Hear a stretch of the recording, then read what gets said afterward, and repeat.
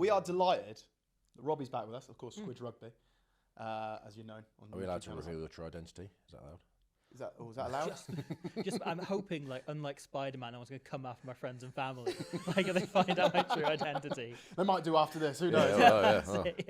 But thanks so much for joining us again. No, thank you for having me. We're going to talk about the Springboks, Africa, and how, I suppose, they've evolved. You know, Razzie's still there, of course, but coaches have changed and come in, and let's, I suppose, delve into the evolution, I suppose, of how they've played and how things have changed there. Yeah, I think it's coming on massively. I think they've changed a lot since the World Cup.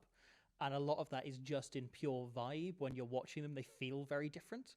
And obviously the biggest change is Tony Brown coming in as attack coach, previously with Japan, you know, before that with the Highlanders and Super Rugby, and a renowned and innovative attack coach who has come in and tried to do his thing with that size of human that you get with the Springboks. You both know much closer up than me. They are ginormous. But I do like how, like you say, with Tony Brown and his, I suppose, style, it's like he's trying to evolve it in the way they want to play and everything like that. And you've got these huge humans, but they equally, like with that, they're now starting to distribute and pop and play out the back of shape, tip runners. Like I've seen Ox in the middle of most shapes now. Like he's like an extra distributor, which you wouldn't necessarily have thought, right? But he's certainly done that. And he's a real, I suppose his time in Japan would have helped that because they have to play a very different style they don't have that size that the Springboks have. So he's had to be very, I suppose, look at things differently and look for opportunities to exploit for a different way. But now he has I suppose he's got the luxury of size to do it and also skill. And that was something when he was with Japan, he kind of pioneered this shape that had a lot of their best carries out wide. Jimenez and Michael Leaches and so on were the like edge forwards right out wide, often did that thing where they kind of carry once, pick the ball up, go again, kind of carrying into weaker seams. And from that, he's then been able to carry a lot of that over whilst twisting and changing things with the Springboks. So we've seen just use like Sia Khaleesi as an example, right? He carried just 8 times in the whole World Cup. And he's been carrying an average of 6 times a game at the minute. So like that's gone up enormously. The way they're using their runners and the way they're using their players has changed hugely just over the last few months in terms of getting players into like more threatening, wider positions. I think for me the interesting thing is I know Tony Brown's come in as the attack coach, but obviously above that, Razzie's there, and he's obviously seen somewhere where the game is going, or he wants to take the game, and has brought in Tony Brown, the attack coach, to do that how he wants to play, if you know what I mean? Because it's rare, I guess, you just go, attack coach, do what you want to do. You know what I mean? Like, play how you want to play. He's obviously come in and found an attack coach that suits where he thinks the game is going, or how these South Africans have got to evolve. And I say the scary thing is you watch them play and they have that physicality side of games and they're going to run over you. But now they're bringing that. He's obviously seen that if we can add the ability to move the ball and get the ball in space to our game, it makes them almost, not say invincible, but it makes them so much harder to beat, and that ability to actually expand and play the game, and if they need to contract it down, say come to a World Cup when it comes to knockout rugby, go from the expansive game back to the short, so they can do everything they need to do, which is probably the worrying thing for other teams that couldn't beat them when they were just playing Route 1 rugby, and now you've got that combined with a more expansive game. Is how do you deal with that? And it feels like the big trend. I said this when I was, lucky enough to be in the seat before, but there is a trend of teams are playing with the ball more, and even if you look at club rugby, right, like Glasgow and Northampton being 2 very attack-based teams winning leagues, teams are keeping hold of the ball for longer. They're not and again, I am the least qualified person in the room to be saying this, but you're not seeing teams necessarily always kicking on like the 3rd or 4th phase. We're seeing more phase play and more teams keeping hold of the ball, and clearly if that's where things are at the minute, then having a more threatening attack with more carriers spaced out more rather than just like, having your biggest carrier off the ruck, crashing them up and then kicking, it is allowing for, you to kind of keep up with those trends and lead them in many ways, which is what it feels like South Africa are doing. Why do you think it's gone down that route now? What do you think sort of made that happen? That's the big question, isn't it? It is. And I'm the same. I don't quite know what's made it. I don't know whether naturally people got, I wouldn't say bored, but we're ready to okay, enough of the kicking stuff now. Let's kind of. I think a part of it is a reaction to how the game's been, where it's been very defense oriented, like defenders have been on top for quite a long time. And it almost feels like teams are looking for ways to get around that. And I wonder whether this is Razzie going, as you say, like building a game plan, knowing that someone is going to work out their defense soon. So they need to have an attack that can, if it gets to the point where the game is consistently, 31, 32 score lines, they have an attack that can score those 32 points. I don't know. I think a lot of it feels almost preemptive of teams getting on top of those attacks, but also, a reaction to where things have been. Yeah, and I always feel like it's a bit of a revolt of being like, right, that's the 4-year cycle, and that's how the game's gone, and actually, we want to go down this route now, and we need to make it like... But you're right, Glasgow and Northampton had great success, and they're definitely teams that go multi-phase and move the ball. And I think because they've had success, I think we're going to see more of that, without a doubt. It's whether, South Africa have certainly brought that now to Rugby Championship, and I'm sure they'll then bring it to the autumn. Will other teams now be, okay, I want to go down that route as well? Or do some teams got to stick with what they do? Obviously, Ireland go multi-phase a lot, don't they? Yeah. I suppose they were kind of almost the start of this trend. They were almost flying in the face of it when everyone else wasn't keeping hold of the ball. They were kind of the exception. And now that's changing more in their favour, I guess. I guess the balance as well is when you play multi-phase, it does open up. We talk about the kicking game, but it will open up opportunities to put the ball behind. Because if you're just one-dimensional in the fact that you kick the ball all the time, the opposition align themselves, line their backfield and return it. Whereas you go multi-phase, you're probing at weaknesses in the defensive line, but we have smart players. You can still exploit the defence almost switches off in some regards, and you can exploit space in behind, can't you? And then capitalise on that when you have the fantastic players that South Africa do. Like they still kick the ball, but it's almost like it's not prepared. So defences are all set. They're actually the backfield's fluid, and they have the ability to kick it and chase, and they've got rapid players that can get the ball back and put you under pressure. But it's almost done not so much in structure, but within the players have got the rugby sense to do that. Which when you've got that kind of players, it's one of the best things to have. If you've got elite players, then great, let them play. Well, I think we were speaking before we started recording, but Villy Leroux, and how important he is to that, because his ability to recognise space, kick it, using his left foot option, but his distribution is so important for them, and how he kind of, any turnovers, anything like that, like a lot of all those bits come through him. He's like the first guy that they kind of distribute to, and then off he goes, gets it to one of these wingers that are so incredibly dangerous, right? That kind of break the game up. But I just think his ability to make decisions in the framework of what they do is, he is such a key cog for them. Yeah, and he's so good at playing a kind of very almost like disposable role, where he's coming in and throwing the boring pass that isn't necessarily the one that's getting you the big assist, but it's the one that's getting the ball wide instantly. It's the one that's getting it out quickly. It's getting straight through his hands. And that doesn't always get the big highlights reels and, the moments of pundits on TV going, look at this incredible pass by Leroux. But often it's just getting that ball out immediately and finding the space and identifying where it is. And he's just so good at knowing where the space is and how to get there. And that's kind of his key attribute, is just that ability to scan the field and know exactly where they've got opportunity. Absolutely. You think actually you're bang on, because Colby will get the highlights for jinking and scoring and doing these wonderful things, but actually it's come off the back of turnover, quick pass. Leroux, you can see it now almost on a 45, lovely distribution, long pass. But that's not the highlight bit. The highlight bit is obviously Cheslin going in and out and stepping 5 people, but actually he's given him the ability to go and exploit that space because of his distribution and his vision. There's also, say, if he's at second or third and the ball is turned over and he gets past him second or third, traditionally you probably hoof it down the field, but I say it's the boring pass of literally catch pass to the next bloke to get into the space to then go down the wing is what Leroux does so well in regards to that decision making, in regards to whether I do bang it or whether I just didn't move the ball. And that's something that I guess he's always been good at, but they've sort of brought into the forefront with the way they play now. And the other side of this as well is Sasha Feinberg and Kazulu, who has come in and been incredible. And it kind of reminds me a bit of the All Blacks in 2012 when Aaron Smith came in for the first time against, having been Piri Weepu's shirt, and incredible player, been crucial in them winning a World Cup, just as Handré Pollard's been. And then suddenly they bring in a younger kid and you're like, oh, hold on, are they going up another level? Then being able to, use Pollard more sparingly, bring him off the bench and close games out and change how they use him. And I just think the way in which he's lit things up and changed things has been phenomenal. He's just been brilliant across the board. He can make stuff happen, can't he? And things happen around him. And I guess, like you say, he got the luxury now. And we talk about their depth. Let's talk about their depth, of course. But you've got the luxury of going both. Like you can go, like Pollard can come on and close out the game, or flip it around, and he's coming on and he's making things happen, chasing it and creative. Because Polly he's a extremely good. Well, he's an amazing test player.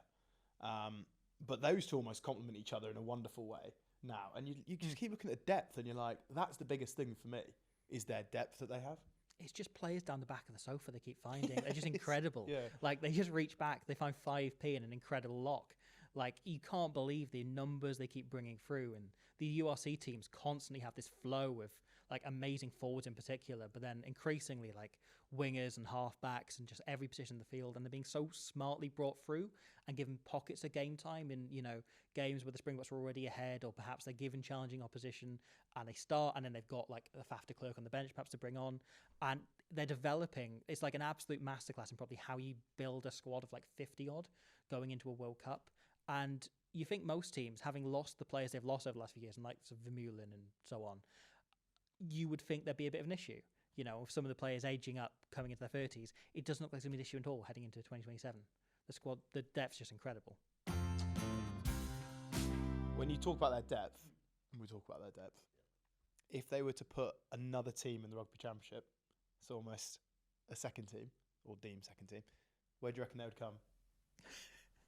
That's the question, isn't it? That's a good question. I think New Zealand would maybe beat them, but I think they're probably looking at second. I think that's very possible. I think it's hard to argue. I think you're right. If you had a starting 15 and a 15, you take away the bench, whatever. You take away the bench, yeah. And you had a 15 made up of supposed bench and second choice players. Like, and the thing as well, you got so much. We talk about interchangeable, like the halfbacks. Is like you got Faf and Polly who can play probably a bit more not pragmatic but structured way, and then the three other guys in the squad they can bring in that can just snipe around 9 and play more of a free flowing game. And it's the matchups that you could do there was so you play fully running rugby or fully kicking, or actually you blend them both together, and it's there's so many combinations and stuff that you look at it. But yeah, that second team South Africa would probably be. Like, it's probably Lukhanyo Am and Andre Esterhazen, their centres. Yeah. That's ridiculous. They start for most countries. Yeah. That's ridiculous levels of depth. Well, you think, like, say, titled wise, like a lot of countries struggle for one or two, and they've got sort of Malherbe, they have Vincent Koch, they have Thomas du Toit, who's pretty much Premiership Player of the Year. Doesn't, you know what I mean? Like, he's involved in the squad rotation. Yeah, exactly. You have Ngane, Trevor, and stuff like that sort of can play and get involved, but they've got 4. I mean, they don't miss a beat at all. There's more beneath that as well that would probably make Premiership teams and start an international team. So the depth they have is incredible across the board.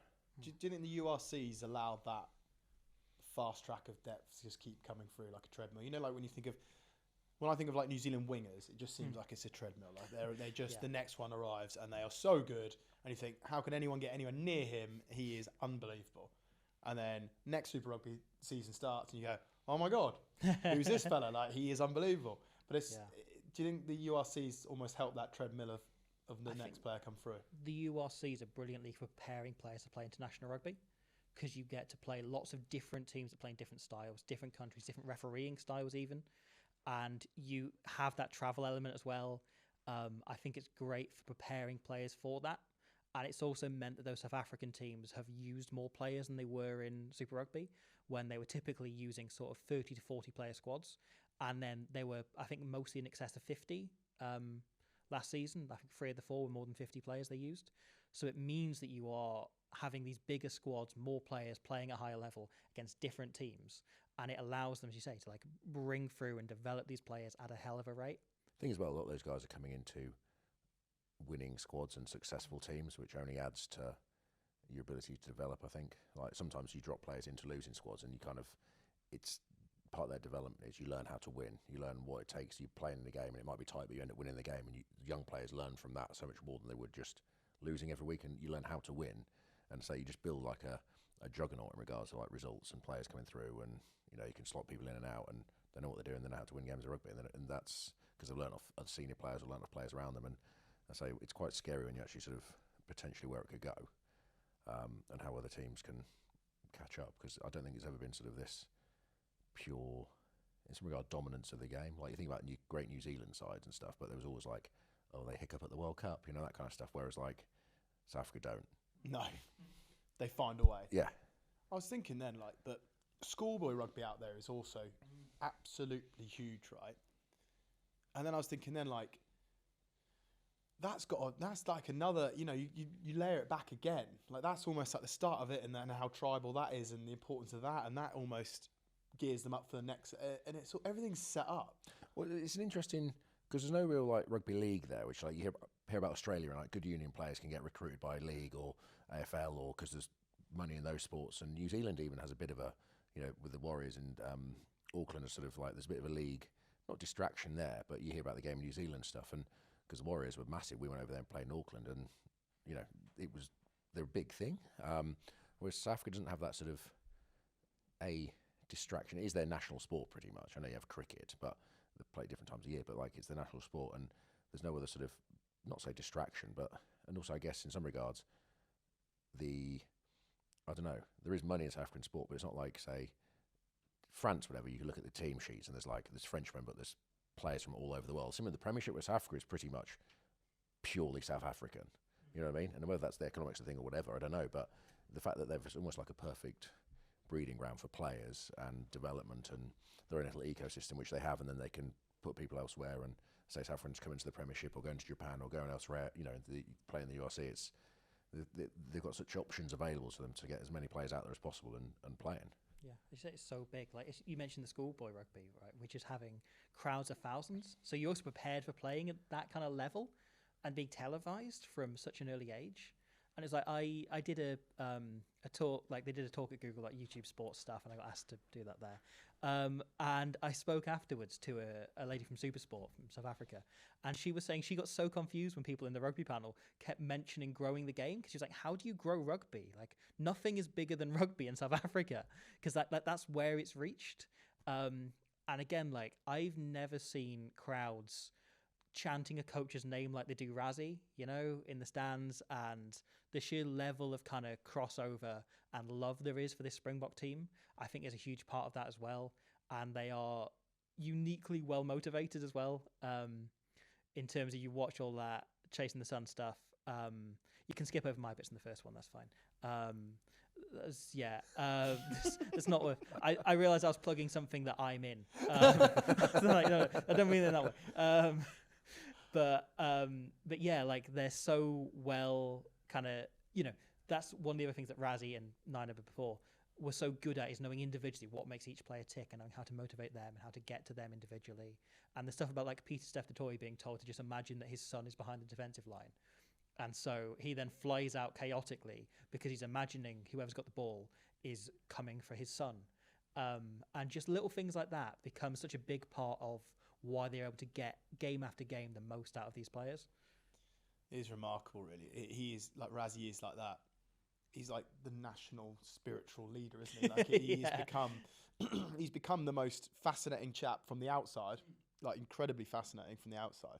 But within South Africa, just this absolute figurehead of, like, you know, like you say, that the singing and the Rassie, the echoes around the stadium, like it's crazy. But when you think about, like I say, come back to schoolboy stuff, like, you know, football here is obviously the national sport and it's huge. But you wouldn't get 1,000 kids watching, you know, a derby school game. You know, like your school's playing against the school from down the road. You wouldn't get 1,000 kids watching that. No way. You know, but like, and that's what people, I don't know if people fully understand, you know, and obviously having South African teammates, stuff like, it's everything out there for them. It really is. The thing it compares to is like American football and like Friday night lights and stuff. You're right, you go into like the certain parts of America, like Texas and like West Virginia, wherever it is, where like actually the Friday night school game is almost bigger than the NFL game, because that's what the communities rally around and go to watch and love. So it's that kind of like devotion, isn't it? That sort of, which again, if you think that's happening at 17, 18, then you're having schools will naturally try and get the best teams they can have. So there's that competition element there. They compete against each other, the best players then move on a stage, and it's just that system of sort of increasing the player base, but also getting the best players and exposing the best players to the best rugby at a young age is, you know what I mean? Were you at that tour in 2018? to South Africa. I was, yes. You were, yeah. But that was very much the start. That was like Razzie's first few games in charge and Siegley's first games as captain. That was his first campaign, wasn't it? Yeah. So did you get a sense of that from the start, that something was building and different and special there? Or was it just kind of something that's happened with time and with World Cups? Great question. I think it's something that's obviously built on. You know, when he first came in, he was taking South Africa, taking over South Africa at a time where they were struggling and in need of some direction. And the South Africa that we all know now and knew prior to that period was a very dominant force, and they kind of lost their way. I remember they came to Twickenham and we beat them pretty heavily, and they'd gone on a bit of a run. And then Razzie came in, obviously left Munster and he came in. And I think you sensed there was an excitement in the air. You know, we played in Joburg first game, didn't we? And we raced into a lead and they came back and they won, and they ended up winning the series. But yeah, I suppose that was a sense of something. But when you think of it, it was, you know, it happened quick, because 18 and then a year later, you know, he's winning the World Cup. And I think from there, it's just been like a juggernaut of kind of momentum and all the bits that have gone in between it. So I think it's something that's been built, and it's almost like, yeah, like I say, he's from the outside he's so fascinating, but on the inside it's like, from the outside he's so fascinating, and I'm totally intrigued by him. But then for him, he's so treasured. You know, he's like a national treasure. It almost seems like.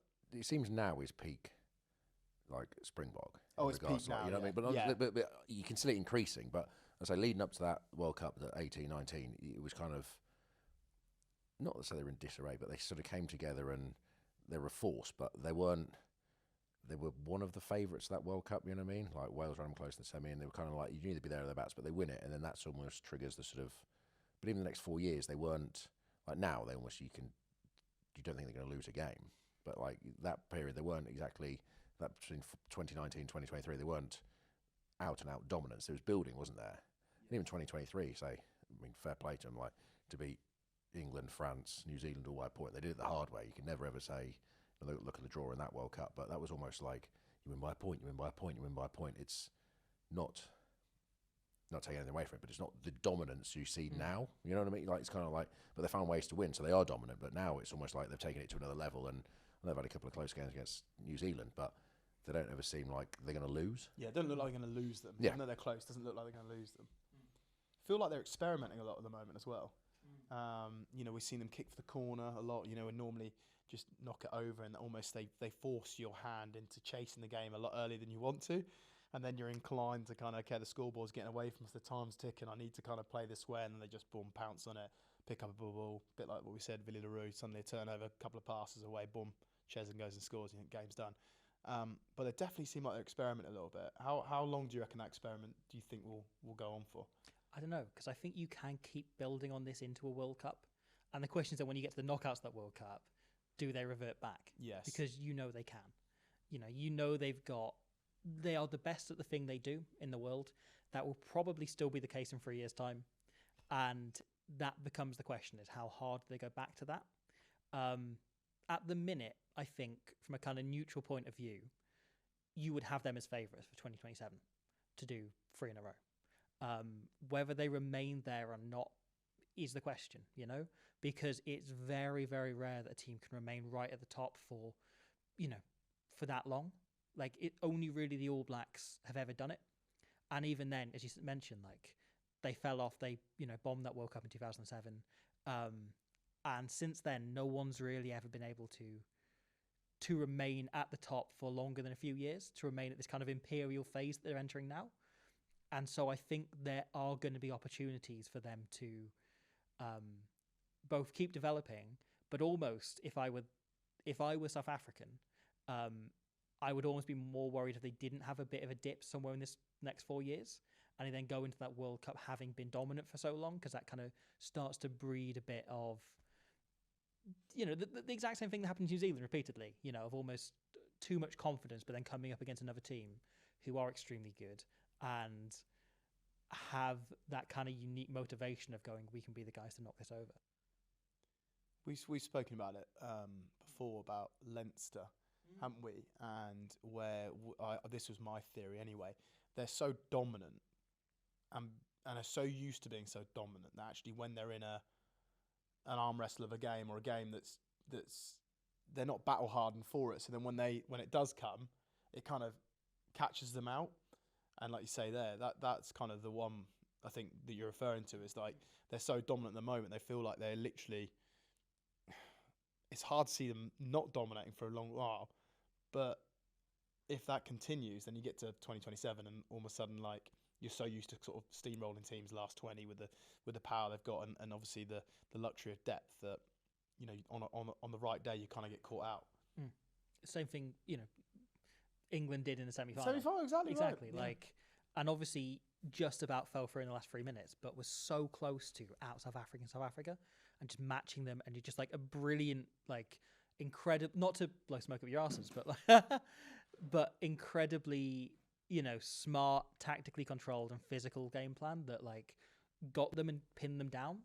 And yeah, was so close to, not to bring it up, you know, I'm sure it's probably we're all right about it. Yeah, you almost wonder whether that's part of the why they experiment. They maybe look at that game and thought, actually, that nearly caught us out, and therefore we need more ways of doing things, and can go back to that power game. Well, it's also, if you look at that sort of semi-final, sort of England almost went after the wingers airily, because England had a height advantage and potentially that. And so if you look at South Africa and go, oh, if a team's going to try and exploit that, well, the way we take that away is we'll keep the ball. You know what I mean? We'll almost play possession based, and we won't allow them to kick the ball to our wingers. We will keep the ball and just pound a team in that regard. So it's, yeah, as you say, it could be a counter to what they've looked at themselves and gone, how a team's going to play us, and how can we take that away? And that's actually, we'll have the ball more. Instead of getting into aerial contest, we'll keep hold of the ball because we've got the players to do it. And when they are kicking, they're now kicking much longer rather than necessarily contestable all the time. I wonder if that is a big influence in that. But also that allowing it to kind of France style open up potentially counter-attacking opportunities and so on, if you can force the other team into kicking it back to you. So we are seeing that shift as well in the kicking game. Our friends at Opta Stats have given us a little bit of a during the World Cup, and now post as they continue to experiment. Actually, a couple of standout things for me: ruck speed, right, 0 to 3 seconds. During the World Cup was 49%. Now I know that's some of the teams have played, but Rugby Championship is blooming difficult, and actually now they're 61%. So even their ruck speed, and they're actually going more phases and everything like that, yet their ruck speed's increasing, which is slightly scary if you're defending against it, because it's exhausting. And carries, which obviously you mentioned about Sia Khaleesi. What did you say? How many stats? Yeah, so I think he carried 8 times in the World Cup, and he's now averaging about 6 carries a game. Yeah, which is like a huge increase. Yeah, huge change. Which basically, that was one a game basically he would have done during the World Cup. Yeah, it would have been about that. And now he's up to 6. Well, that marries up again with the Opta Stats, because carries during was 85, and since is over 111. Wow. So like, they're going more phases. They're going more phases with quicker ruck speed, which is fun for you, Cole, if you're D'ing up against it, mate. Keep getting in the line. Stand next to George Martin. Right. Yeah, that is true. Yeah, that's one guy that's pretty good at stopping. But the thing as well is, like, we talk about your Argentinas this world, and playing the Springboks is such a physical battle. So you have to get yourself into such a probably a state of mind and physical place to do it. But the fact that they can do it and back it up week on week, you know what I mean? Some teams play them like. It's saying that World Cup campaign they did it week on week. Some teams that's the Everest is playing South Africa physically and stuff. But the week after, you kind of go, we're broken, we're knackered. Whereas South Africa just keep rolling. That the ability to play that game, and again, the fact they might be playing more might be a sort of way of, with slightly older, some of the older players in the squad evolving away from that physical, you know, just making a car crash and actually playing the ball and moving it around and extending those players. But the fact they can do it is week in, week out, is you take your hats off them, because no one else can.